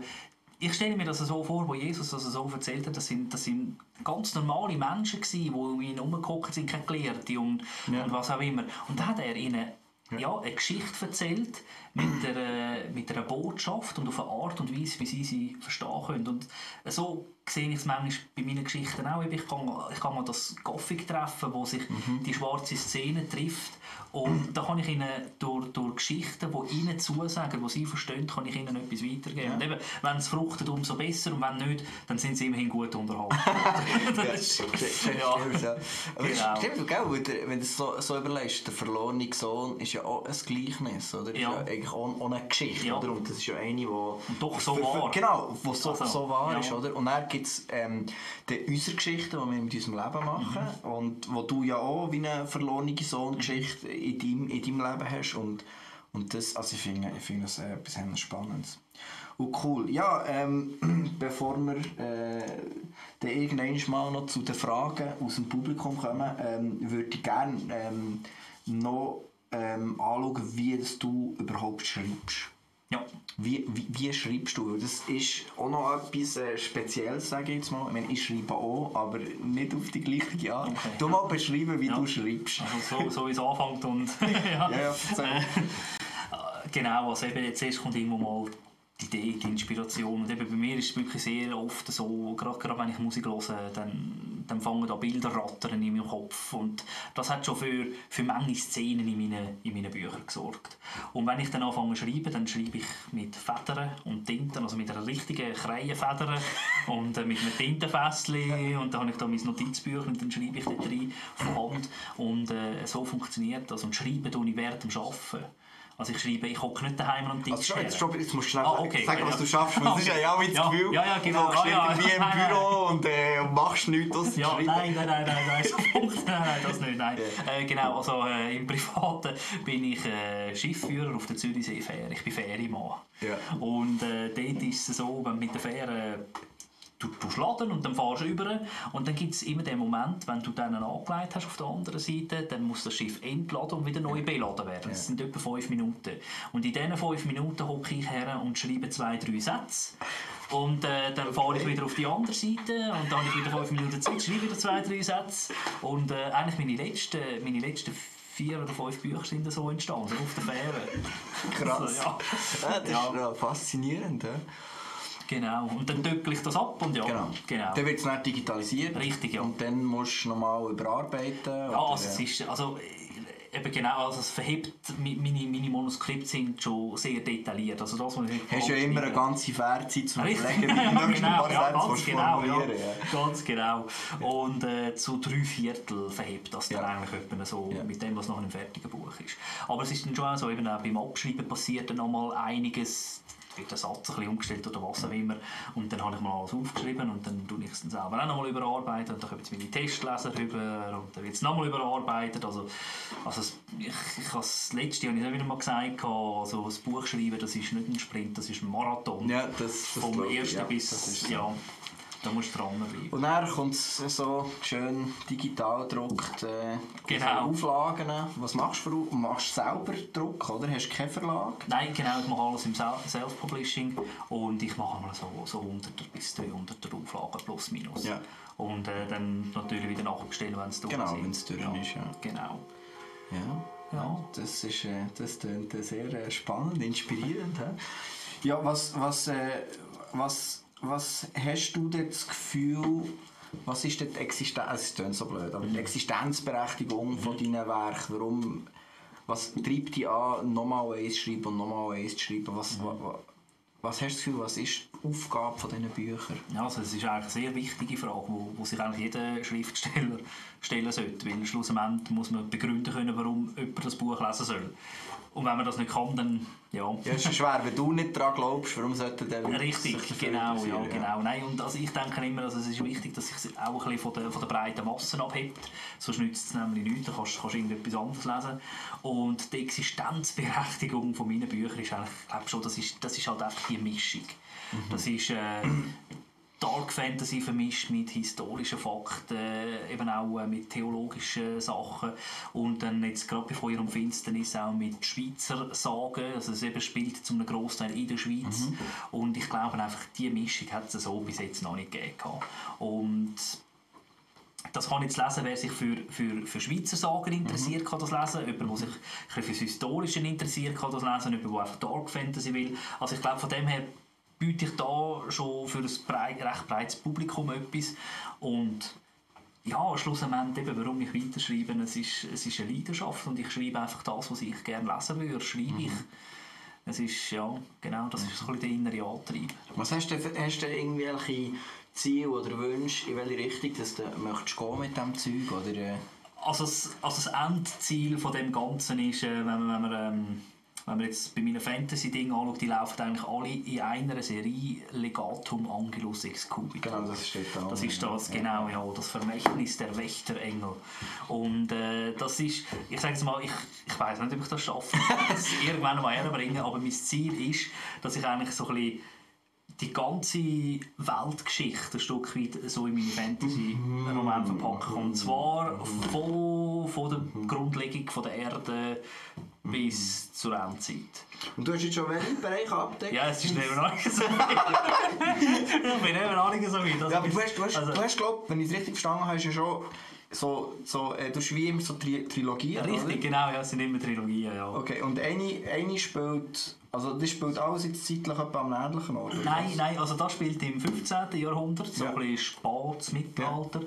Und da habe ich noch 6 Kugeln im Namen Gottes. Das ist eine Fantasy-Western-Trilogie, die dann so 1890 spielt. Aber im gleichen Kosmos? Richtig, ganz genau im gleichen Konzept drin, richtig, ja.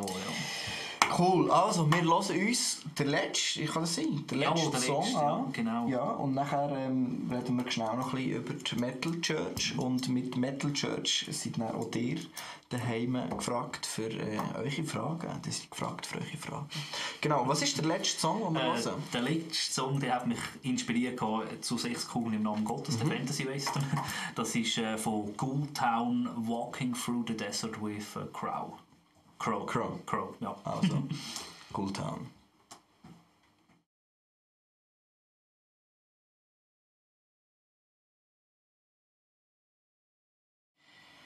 Das ist alles sehr spannend, sehr inspirierend. Ich bin auch froh, dass du da bist und also immer noch bist, weil dass du da bist hergekommen.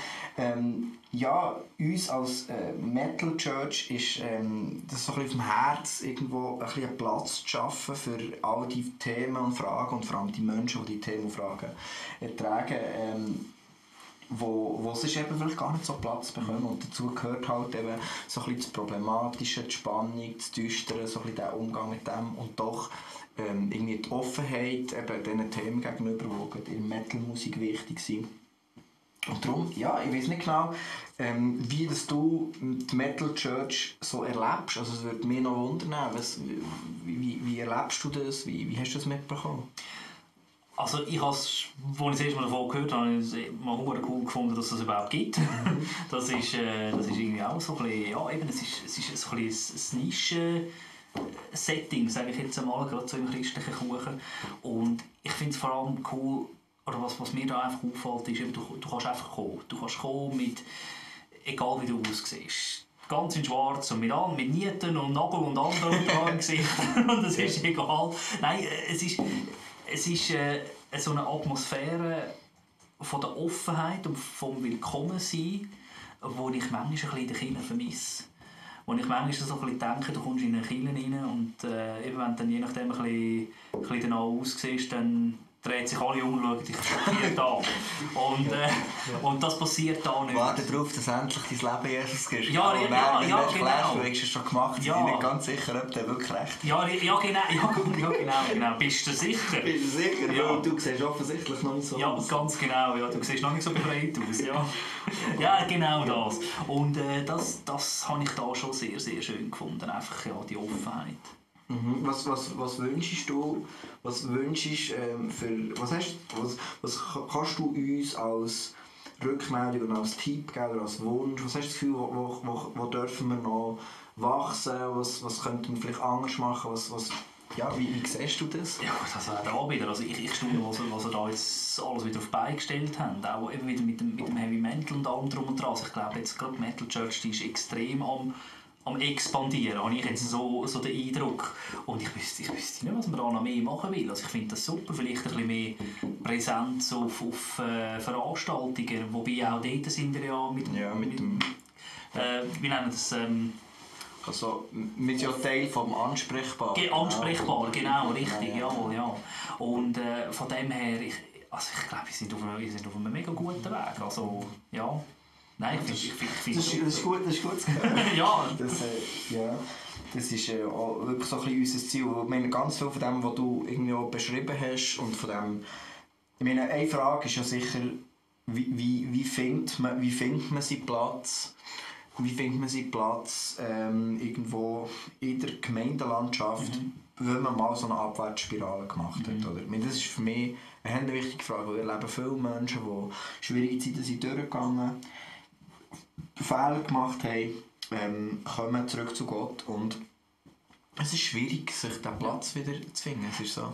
Also ich selber habe es auch erlebt, und das hat es mir auch nicht immer einfach gemacht. Gerade am Anfang sind die Leute also recht skeptisch mir gegenüber. So, oh ja, hat er jetzt echt wirklich sein Leben Jesus übergeben? Ist da echt alles in Ordnung? Und ja, die einen, das ist mir auch, das habe ich ganz bewusst so wahrgenommen, wo so ein bisschen mit recht Vorsicht mir gegenüber so mir begegnet sind, und das war auch nicht immer einfach gewesen.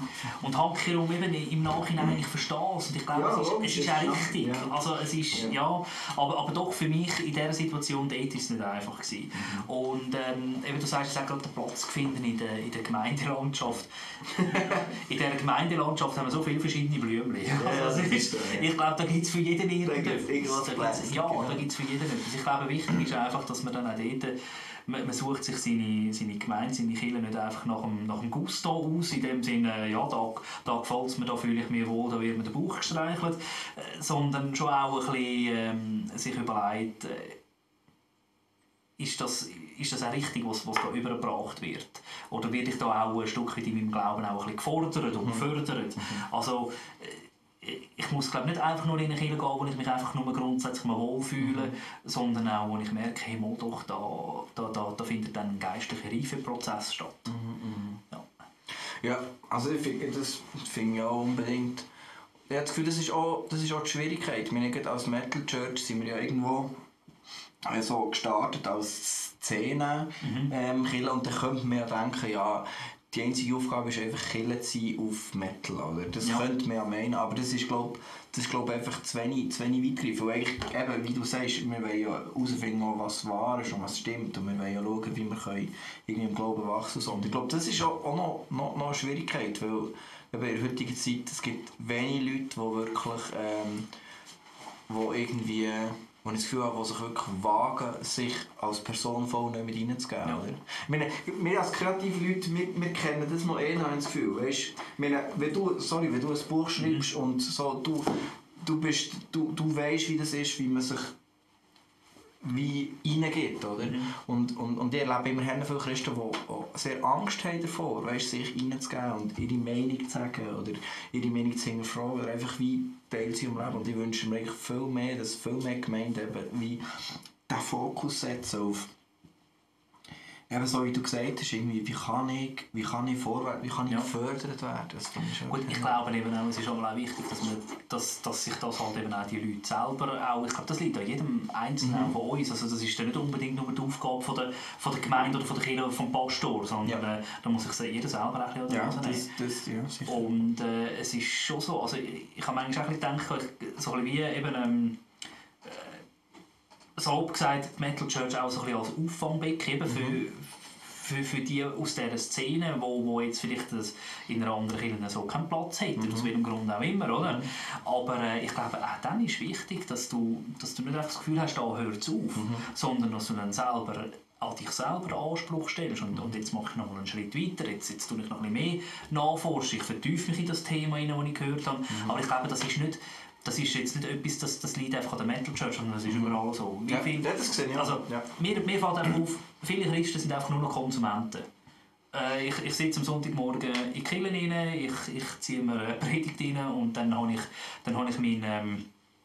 wie soll ich sagen, meine To-Do-Liste bis zum nächsten Sonntag. Oder? Aber dabei, ich finde, dort fängt es an, der Sonntagmorgen, die Predigt, das soll eigentlich der Anstoß sein, dass du nachher sagst, so, und jetzt, ja, genau.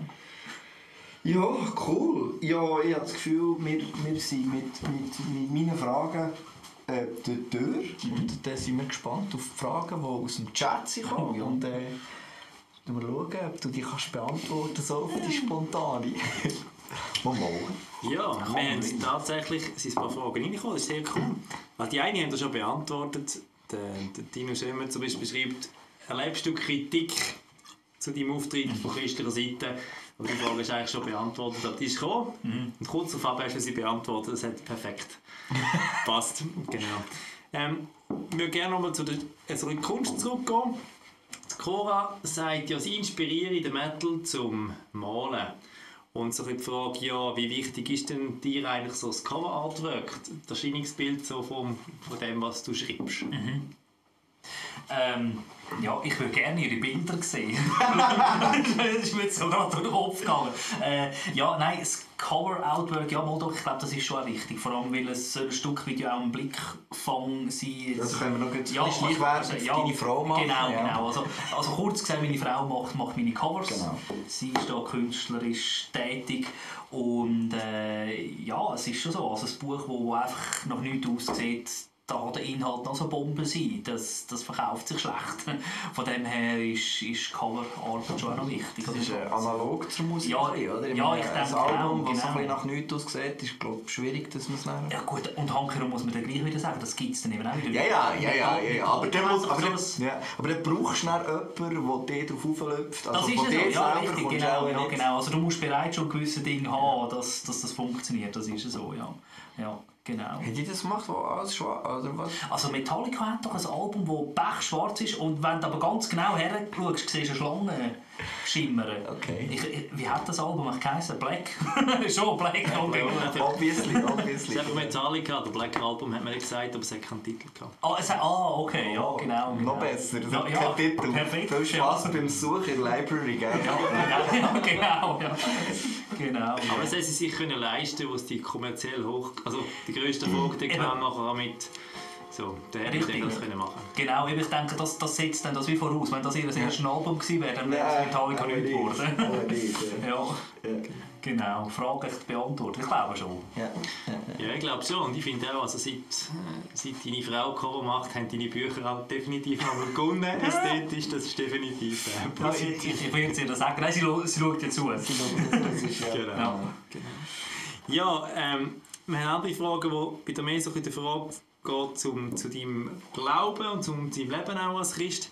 Die eine Frage ist, ja, hast du während der weißen Phase quasi von deinem Leben Muster oder Gewohnheiten gefunden, die dir es ist schwer um dir abgewöhnen quasi, oder ja? Also ich nehme jetzt mal an Muster und Gewohnheiten von der Vergangenheit. Das nehme ich jetzt mal an. Also was ich sehr lange damit zu kämpfen hatte, ist mit dem Vergeltungsdrang.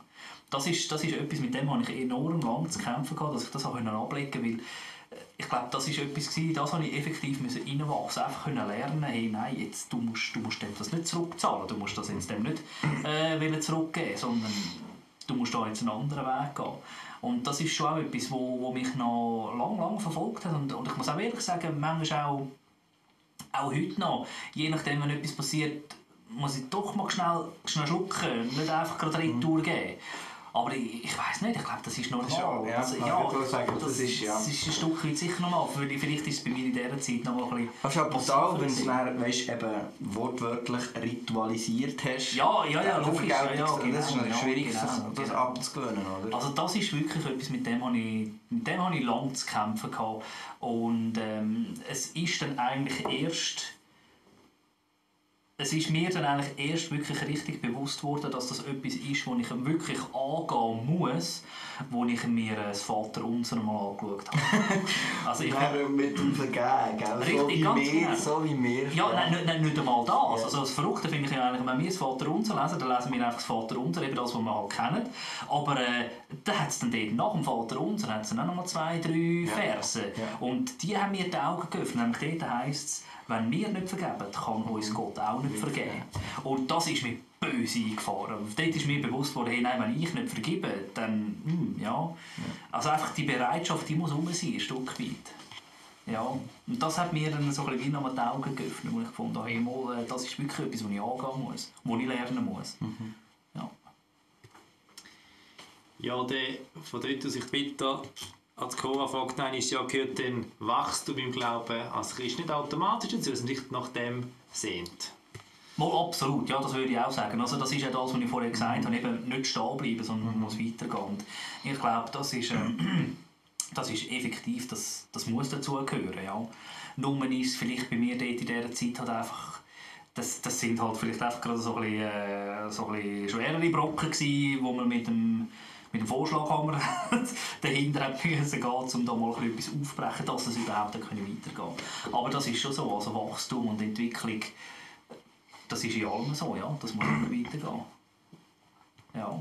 Ja, und ich nehme mal an, das ist bei dir, kommst du ja so, du entwickelst dich ja auch weiter, also ich glaube, das ist auch etwas, ich finde manchmal schon fast ein bisschen unfair, weil ich das Gefühl habe, dass wir eben als kreative Menschen dort von Natur aus schon viel mehr herausgefordert sind und von Natur aus viel unzufriedener, weißt du? Ja, also nicht per se unzufrieden, sondern weil wir wie wissen, ich kann besser werden, ich kann weißt du, wir haben den Drang, ich will mich steigern, ich will noch mehr und ausdrücken und so. Und ich habe das Gefühl, durch das haben wir dann natürlich dann noch viel mehr, dass wir auch das Gefühl haben, auch, wahrscheinlich eben auch im Zusammenhang mit Gott, dass wir sagen, wie, mein Glaubensleben irgendwie, da muss doch noch ein bisschen mehr.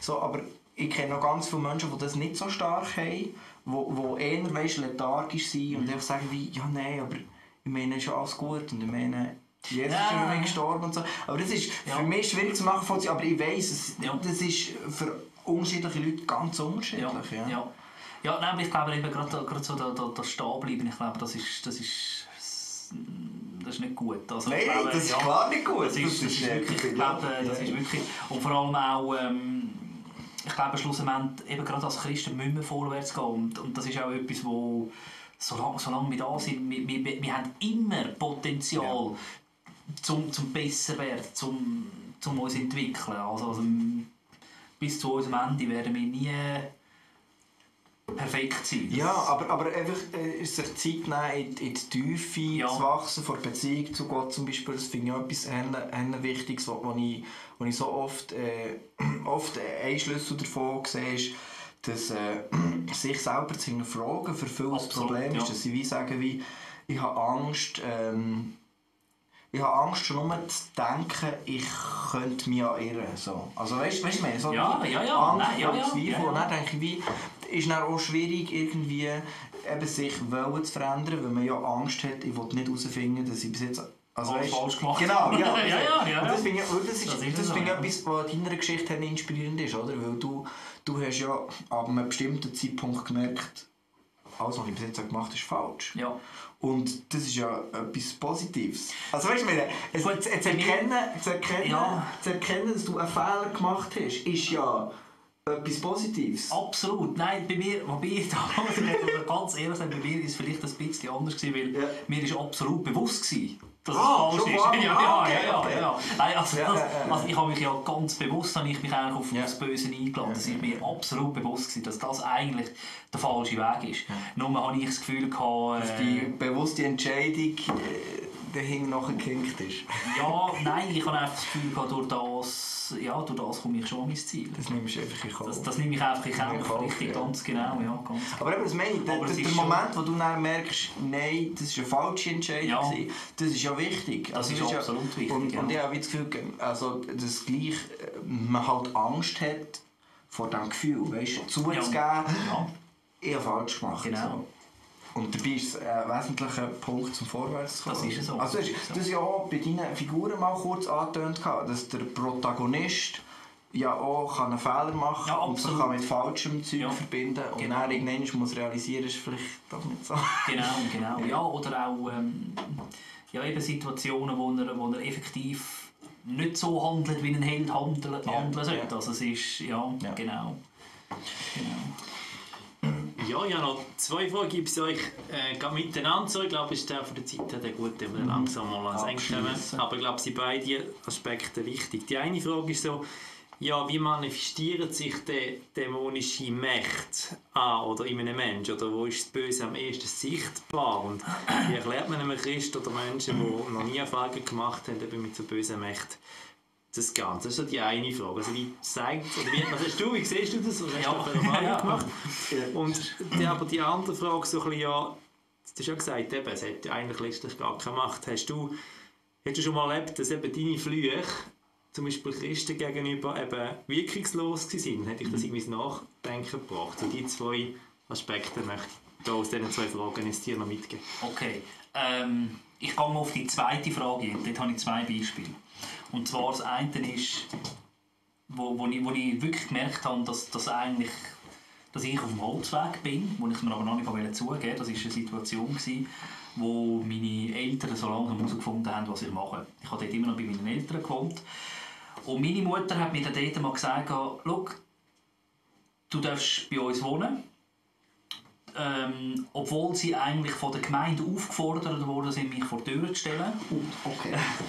Hat sie gefunden, nein, er ist und bleibt mein Sohn, egal was er macht. Und meine Mutter hat mir gesagt, du darfst hier wohnen bleiben, aber etwas musst du mir versprechen. Und zwar, dass du in meinem Haus kein Ritual durchführst. Okay. Und ich habe ihr das versprochen. Gemacht habe ich es natürlich nicht. Also das Versprechen gehalten. Also gemacht hast du es doch. Genau, gemacht habe ich es doch, das Versprechen gehalten habe ich nicht. Yeah. Und was ich dort, die Erfahrung, die ich dort gemacht habe, war eigentlich recht interessant gewesen. Egal was ich versucht habe in diesem Haus, es hat nicht funktioniert. Also sei das vom einfachen Kartenlegen über irgendwie ein Ritual vorbereiten oder irgendetwas. Egal was ich in dieser Hütte machen wollte, es hat nicht funktioniert. Und das hat mir dann schon auch zu denken gegeben. Und es hat mich aber noch nicht an den Punkt hergebracht, genau, aber es ist so genau, ja.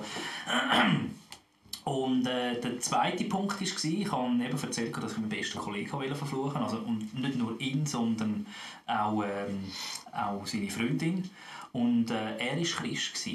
Und sie nicht. Und das Interessante war, auf sie hat der Fluch eine Auswirkung, auf ihn nicht. Also so habe ich auch mal den Eindruck gehabt. Ja. Und auch das ist etwas, wo im Nachhinein vielleicht tatsächlich hat müssen so sein. Ja. Und die erste Frage ist, wie sich das manifestieren kann. Ja. Das richtig, also das finde ich eigentlich, es ist noch schwierig zu beantworten, weil das kann sich manifestieren, ohne dass du das in dem Sinne jetzt gerade auf dämonische Dinge zurückführen kannst. Also wenn ich jetzt da zurückdenke, wie sich das manifestieren konnte, dann ist das einfach gewesen, dass eine Person zum Beispiel krank geworden ist. Aber dann stellt sich natürlich immer noch die Frage, ist die Person krank geworden wegen dem Fluch oder ist wäre die Person sonst krank geworden? Und das ist dann eben auch wieder etwas, was das Ganze so ein bisschen schwierig macht. Also es ist dann nicht so, dass man dann da irgendwie dämonische Fratzen sieht oder was auch immer, wo der Mensch peinigt, sondern das sind dann einfach Auswirkungen, die sich ergeben und je nachdem sehr subtil und manchmal gerade sofort und manchmal gerade erst in einer Woche oder so. Aber schlussendlich bleibt immer noch offen, ist es Zufall oder ist es wirklich das gewesen? Und darum ist das mit dieser Manifestation, finde ich, ist noch recht schwierig zu beantworten. Also ich finde bei so einem Moment immer, dass sich das Dämonische manifestiert, vor allem ja bei der Person, die es macht. Also weißt, auf eine Art, weil du siehst ja am Verhalten von der Person, dass du dich eben selber ins Schachmatt manövrierst, indem dass du eben an diesem Hass oder dieser Wut fest und weißt, dass du deine Abwärtsspirale, die ist sichtbar. Das ist so, das wäre für mich auch etwas, wo ich sage, wie da kann ich über einen langen Zeitraum beobachten und da sehe ich ganz klar, das ist... Genau, das wäre jetzt auch etwas, das will meine Mutter sofort unterschreiben. Sie hat auch gesagt, also bei mir hat man irgendwann mal angesehen, dass da effektiv etwas nicht mehr richtig ist. Ja. Und genau, ja. Also, ja, eben, und dann kommt natürlich auch wieder darauf an, die einen Menschen sind ein bisschen gespüriger, die sehen vielleicht eher mal so etwas und andere ein bisschen weniger. Aber das ist dann eben auch wieder das, einfach wieder vorsichtig. Also man muss da nicht gerade überall Dämonen und den Teufel interpretieren. Also ja, genau. Aber ich glaube eben auch bei sich selber einfach die Verantwortung haben und irgendwie suchen nach der, es gibt ja die Gabe von der Geisterunterscheidung und sich selber können auch, also für mich zumindest ist das oft auch so ein bisschen sich selber und seine Motivation und seine Ziele und seine Pläne und seine Träume auch können zu prüfen. Ja. Oder? Und auch so wie, aus was handle ich jetzt hier? Ja. Bin ich getrieben von etwas Externem, das ich eigentlich gar nicht will? Ja. Weißt, so? Und dort in dem Moment zu merken, stopp, halt, das, ich muss mich nicht, ich bin nicht... Ich muss ich bin nicht ferngesteuert, sondern ich darf es. Das ist ja etwas, was du beschrieben hast, oder bei diesem Ritual, wo dir bewusst wurde, also wo du gemerkt hast, jetzt ist es wie nicht gut, wo du wie merkst, Moment, was mache ich eigentlich? Ja, genau. Und vor allem auch, ich bin gar nicht der die Strippe zieht. Ja, genau. Also das ist, genau.